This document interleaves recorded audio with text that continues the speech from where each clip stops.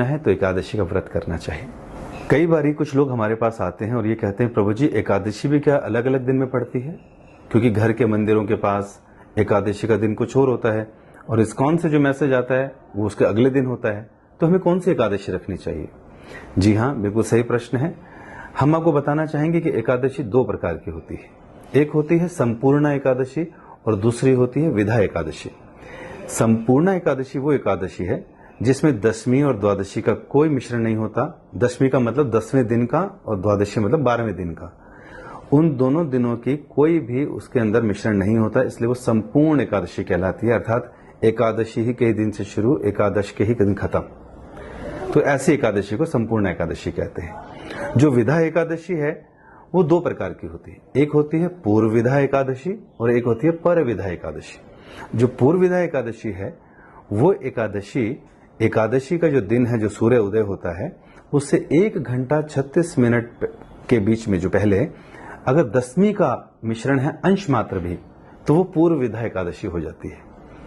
और उस एकादशी के दिन हम इसलिए उसका व्रत का पालन नहीं करते क्योंकि पद्म पुराण में कहा गया पूर्व विधा एकादशी जो है दैत्यानाम पुष्टिवर्धनम, अर्थात वो दैत्यों के जैसे असुरी गुण हैं वो हमारे अंदर जागृत करती है अगर हम पहली एकादशी रखते हैं, अर्थात पूर्व विधा एकादशी जिसमें दशमी का मिश्रण है, जो जनरली आप कई बार देखते हैं। तो पद्म पुराण में ऐसा साफ साफ कहा गया है कि अगर हम पूर्व विधा एकादशी रखेंगे तो वो दैत्यानाम पुष्टिवर्धनम, वो आसुरी गुण हमारे अंदर उसको शक्ति देता है।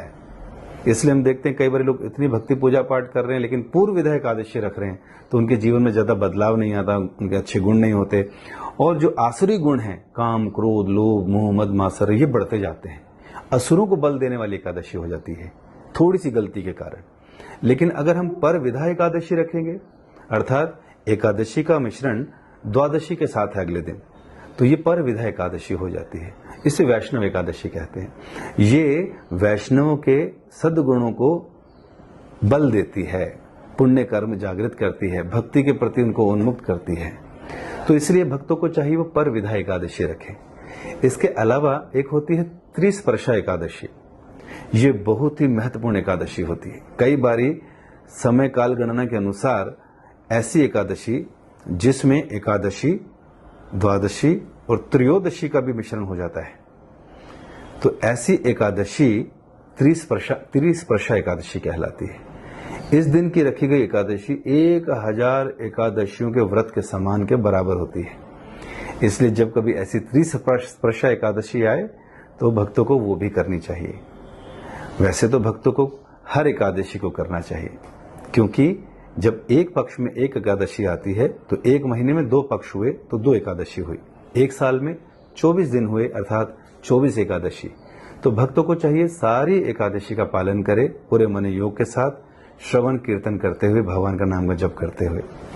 और एक विशेष एकादशी आती है इन 24 एकादशी में जिसे हम बोलते हैं पांडव निर्जला एकादशी।